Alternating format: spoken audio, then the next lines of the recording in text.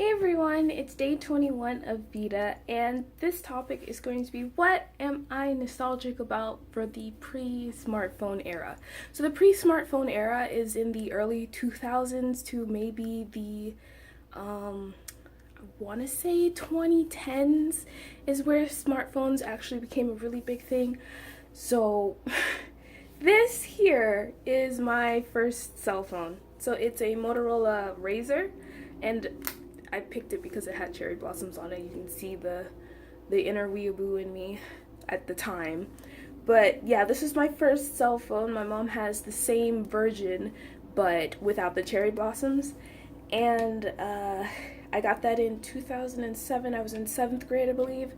Um, yeah, it I remember like getting that cell phone. It was pretty awesome. I was like, oh my gosh, I got a cell phone, despite everyone else having a cell phone before me. I was like, oh my gosh, I can talk with people, even though calls were like so super awkward. I could barely text as it is because texting on the regular numpad is, I still never mastered that. So as soon as I found out I could use a QWERTY keyboard, I left.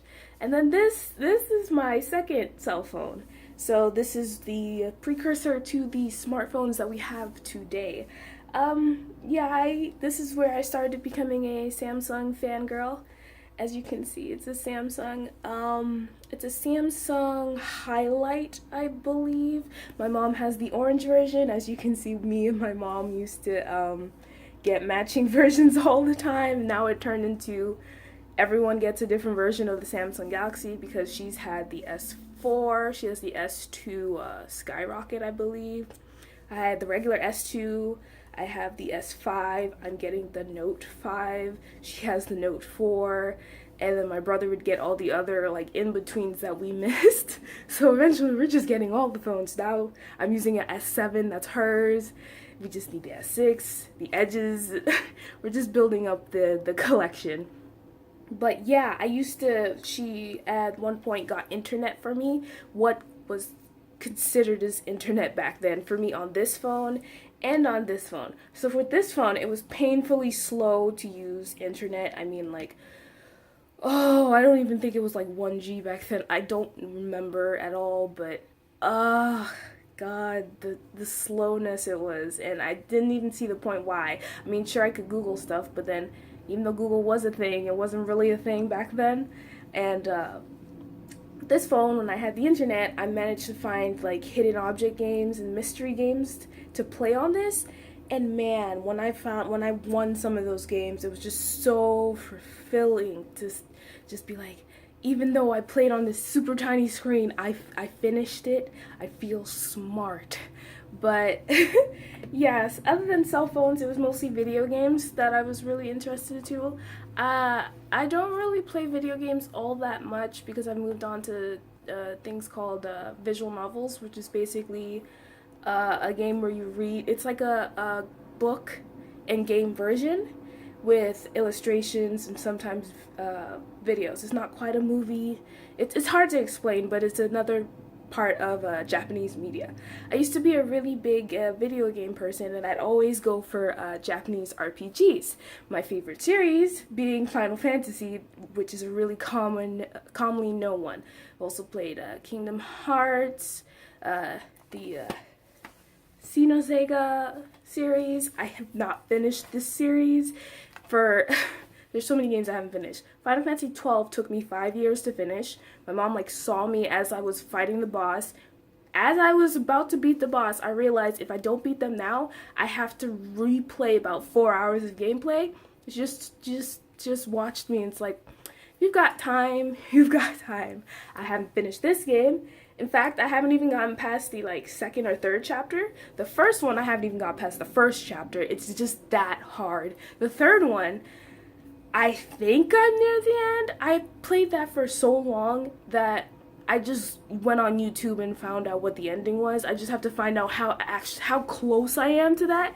So eventually I'll like boot up the PlayStation 2 to just play around. I won't actually get anywhere, but hey, I still haven't finished Final Fantasy X, which is a long game. I still haven't finished Final Fantasy X Part 2, which strangely enough, I got a defective disc of. I also got a defective disc of the first of this trilogy.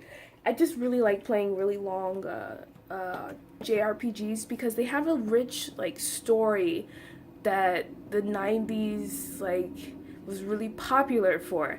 Like they had such good stories back then, even though I wasn't alive for some of them, or at least got to like experience them as they came out. But I just really liked how they weren't trying to blow your mind with like graphics and whatnot. Because nowadays it's just hand holding for gamers now.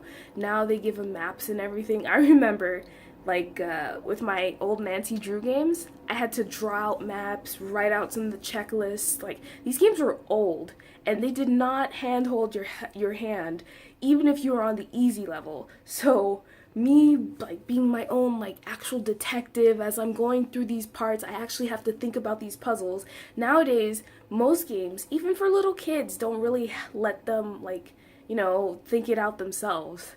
So I just like the way that you got to learn how to think before the smartphone era, because now all I have to do is just open up my phone and Google something, which I understand I've become really dependent on, but at the same time, you can't just stay with the old times. You have to change as times go on. And hopefully, there'll be a new change where Googling everything isn't the default option. Hopefully, maybe. I don't really see that as an option, but yeah, that's how that's the things I feel nostalgic for: video games, old cell phones, and 90s classics. But yeah, that's the end of this video. I hope you'd enjoyed my little rambling about the 90s and the aughts. Like if you like this video, subscribe if you want to, and I'll see you guys tomorrow. Bye!